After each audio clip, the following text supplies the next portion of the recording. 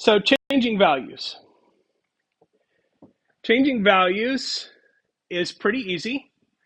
So if I have the dictionary, the same dictionary, just different format, I print it out in a linear way. But if I wanted to change the name from Bob to Bill, I would say DEMP name equals Bill. Okay. Let's take this code and actually play around with it a bit.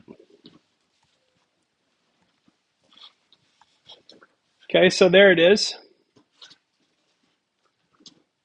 I don't need that line. Okay, so if I have DEMP, you can see here I've got my name and value pairs or key and value pairs. If I want to change the name from Bob to Bill, I can print the whole dictionary like this. And you can see that it's changed from Bob to Bill now.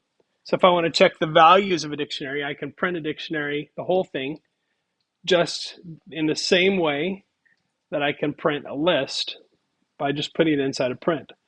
Now, if I add a key here, like name, to that print statement, then it'll just print the value of that belongs with that key.